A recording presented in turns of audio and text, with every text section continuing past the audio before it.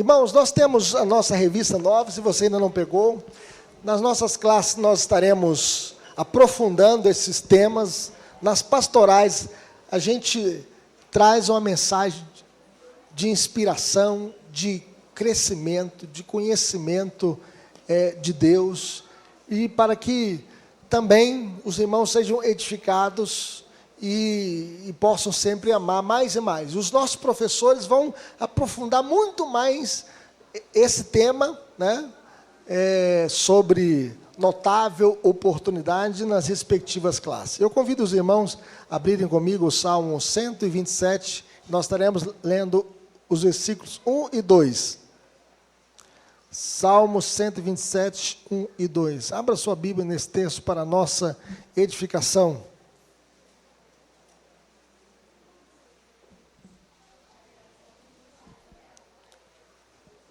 Fé em meio ao caos da crise financeira. Mas veja o que diz o Salmo para nós. Vamos ler juntos? Se o Senhor não edificar a casa, em vão trabalhos que a edificam. Se o Senhor não guardar a cidade, em vão vigia a sentinela. Inútil vos será levantar de madrugada, repousar tarde, comer o pão que penosamente granjeastes, aos seus amados ele o dá enquanto dormem. Solta aí. Vamos repetir de cor então? Se o Senhor não edificar a casa, em vão trabalhos que edificam. Se o Senhor não guardar a cidade, em vão vigia a sentinela. Inútil vos será levantar de madrugada, repousar tarde, comer o pão que penosamente granjeastes, aos seus amados ele o dá enquanto dormem. Glória a Deus. Oremos. Pai querido, fale conosco por meio da Tua palavra, que a Tua palavra possa edificar a nossa vida, e encher o nosso coração de conhecimento do Senhor, e que possamos, ó Deus, ter fé em meio ao caos da crise financeira. No nome de Jesus, para a glória de Jesus. Amém. Crise financeira, meus irmãos, é um período no qual tem retração econômica, onde o PIB diminui. A economia passa por ciclos, e os economistas falam que o ciclo da expansão, que é o crescimento, o ciclo do boom, que é a explosão econômica, aquilo que eles chamavam de pleno emprego, mas passa também por retração, a queda do PIB, que é o produto interno bruto, menos emprego, juros mais altos, e depressão. Depressão são as recessões mais prolongadas. E, em outras palavras, economicamente falando, nós temos picos e vales. Nós temos os tempos das vacas gordas e das vacas magras.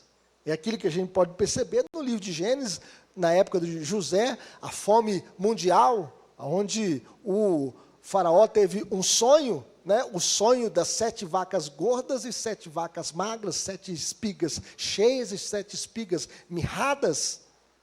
Além do mais, as crises econômicas são comuns e esperadas acontecendo de tempos em tempos. E nós podemos ver na história, por exemplo, em 1929, a grande recessão nos Estados Unidos, a quebra da Bolsa de Nova York, e isso afetou o mundo inteiro. Ou como a crise econômica mais recente, em 2008, né, que é a crise na Bolsa Imobiliária nos Estados Unidos. E nós podemos perceber que os efeitos da crise econômica são muitos e diversos. Por exemplo, o desemprego, a pobreza, o endividamento, a falência das empresas, a alta da inflação, a perda do poder de compra.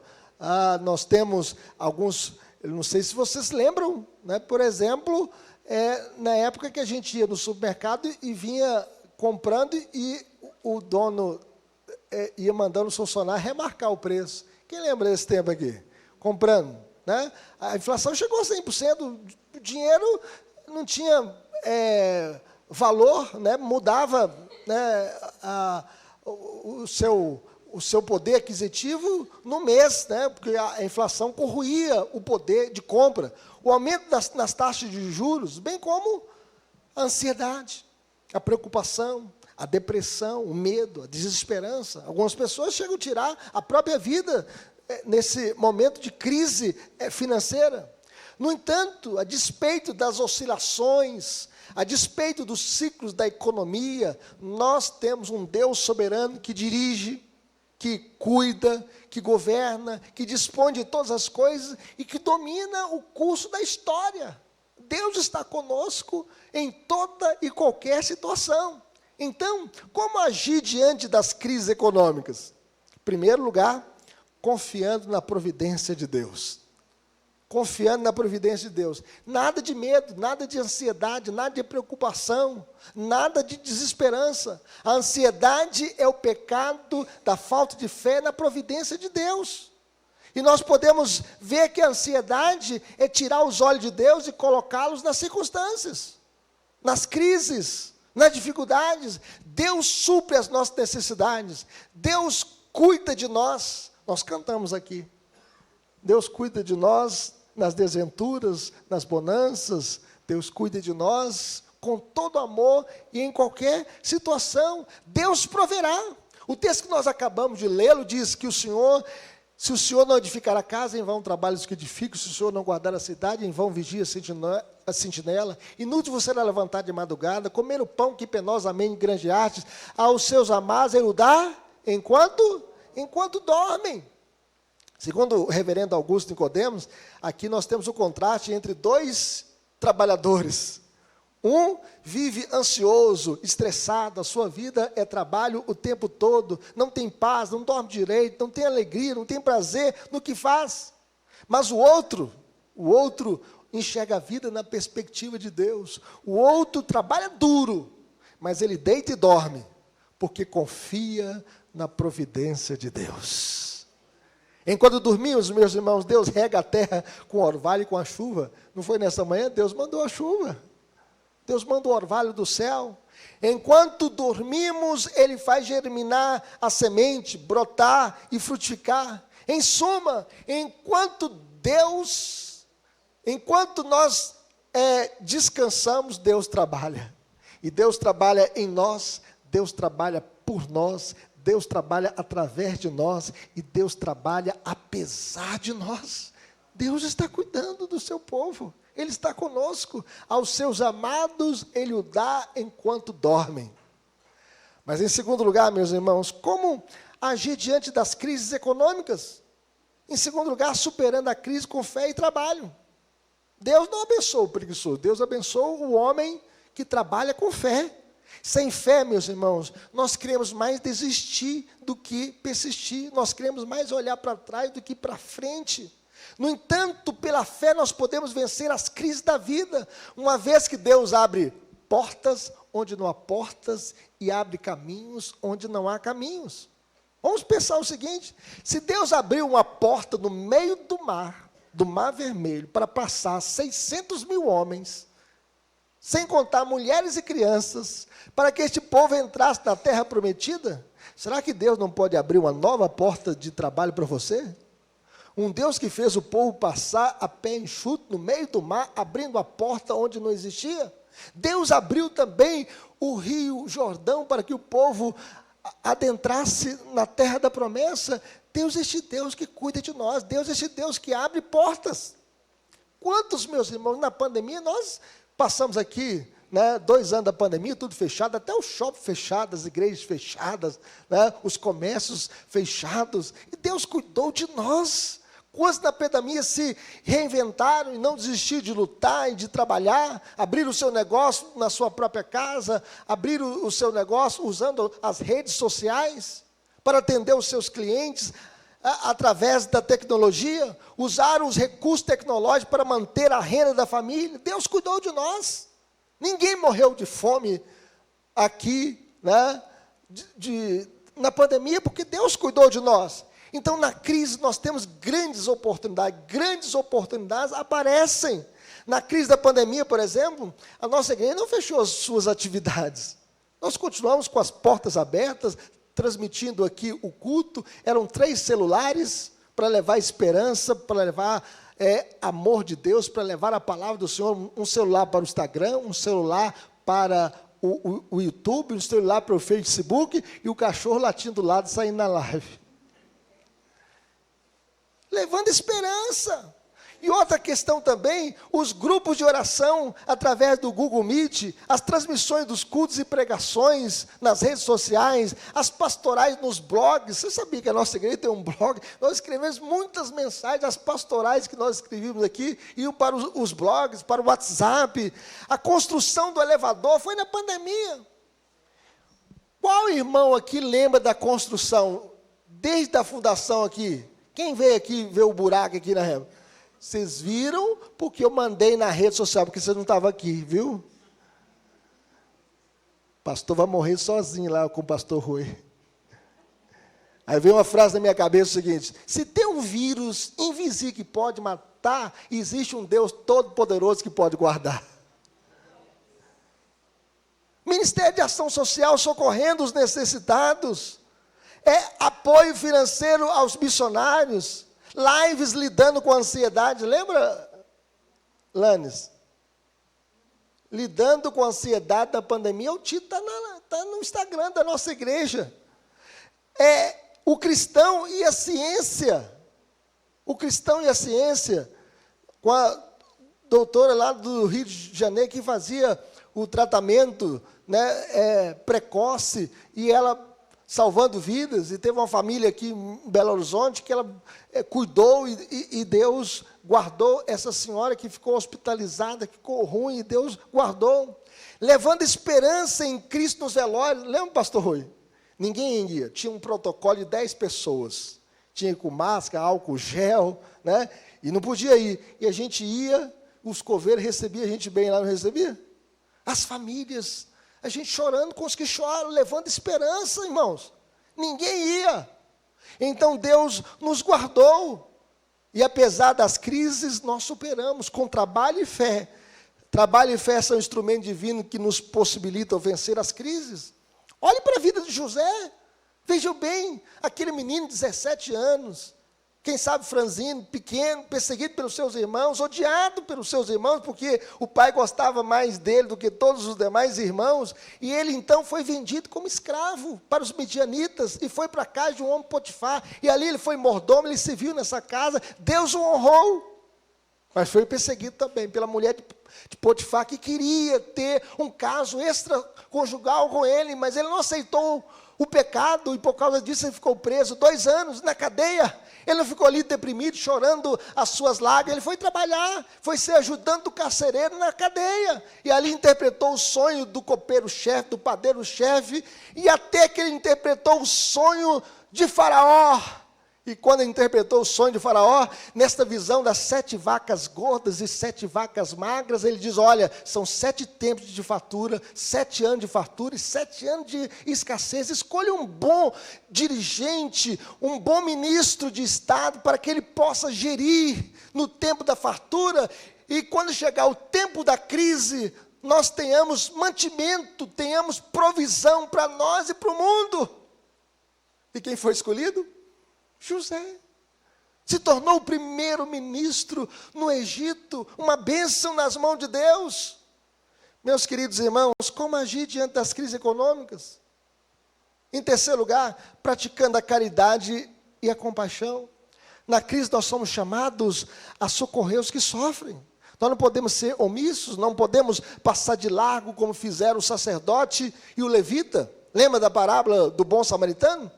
Que tinha um homem que estava descendo o seu caminho, e ele sofreu um assalto, e os assaltantes o deixaram semi-morto entre a vida e a morte, aquele homem ali sangrando, e passou o sacerdote e passou de largo, passou também o levita, também passou de largo, não se importando com a dor daquele homem. E esses religiosos estavam fazendo o quê? Teologia, em vez de fazer a boa teologia, de ajudar aquele homem moribundo no seu caminho.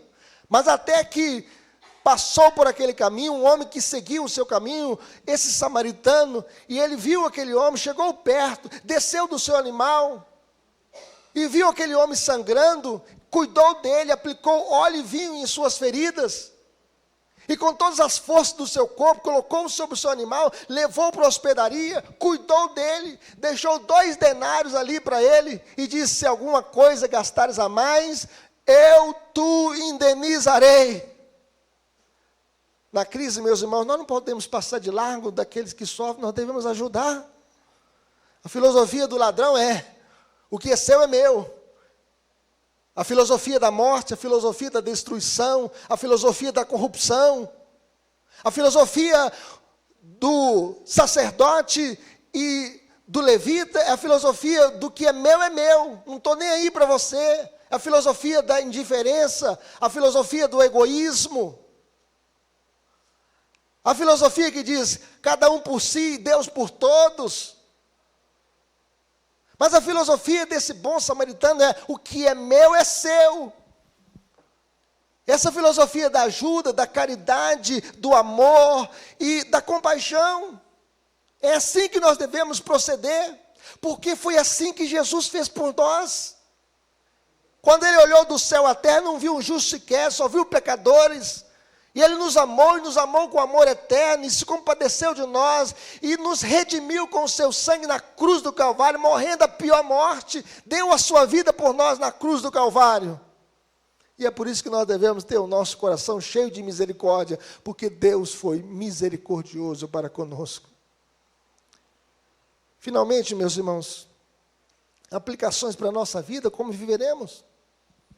Em primeiro lugar, confiando no provedor. O profeta Abacuque enfrentou a crise econômica confiando na providência de Deus. Vocês conhecem o que ele disse?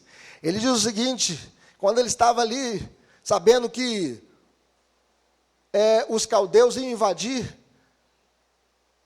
ali Israel, e ele estava temendo aquele grande mal, mas ele, mesmo sabendo que a guerra pudesse destruir o seu país, ele chega a dizer o seguinte, ainda que a figueira não floresça, nem haja fruto na vide, o produto da oliveira minta, e os campos não produzam mantimento, as ovelhas sejam arrebatadas do aprisco, e nos currais não haja gado, todavia eu me alegro e exulto no Deus da minha salvação. Amém? Em outras palavras, meus irmãos, ainda que não haja figos, uvas, azeitonas ou outros produtos da lavoura, arroz, feijão, bem como ovelhas, cabras e gado, eu confio no Deus da minha salvação. Como o salmista disse, fui moço e já agora sou velho, porém jamais vi o justo desamparado, nem a sua descendência a mendigar o pão. Louvado seja Deus. A confiança do profeta, meus irmãos, não estava na provisão, mas no provedor, naquele que é o nosso sustentador. Os recursos da terra podem falhar, mas Deus jamais falhará com o seu povo. Um povo que andou 40 anos no deserto, Deus o sustentou com o maná que caiu do céu. E Deus não mudou, porque Ele é o ontem, é o hoje e o será para todo sempre o mesmo. Nós devemos confiar no Deus provedor. Mas em segundo lugar, meus irmãos, como viveremos? Trabalhando com fé e ajudando os que sofrem. Na crise, não é hora de recuar, de desistir, de desanimar, mas aproveitar as oportunidades de crescer, de inovar, de avançar. Se uma porta se fechar, Deus vai abrir outras. Na crise, seja humilde. Diminua o seu padrão de vida. Se você tem um áudio, quem sabe você vai andar com um Fit Uno. Venda o carro. Pague as suas dívidas. Seja humilde. Na crise nós devemos aprender a humildade. Paulo diz o seguinte, tendo que comer e vestir, estejamos o quê? Contentes. Como diz o pastor Antônio, que um amigo dele dizia, né? Que Deus prometeu para nós o pão de cada dia, mas a gente corre atrás da padaria. Que possamos saber que Deus nos dá o pão de cada dia. De qual forma, não esqueça de ajudar os que sofrem. Se você puder ajudar, ajude. Seja generoso. A Bíblia diz o seguinte, que a alma próspera, ou melhor, generosa prosperará. Vamos dizer isso comigo? A alma generosa prosperará. E diz mais, e quem dar a beber será dessedentado. Que nós possamos trabalhar com fé, trabalhar muito, e ajudando os que sofrem. Que Deus nos abençoe. Amém?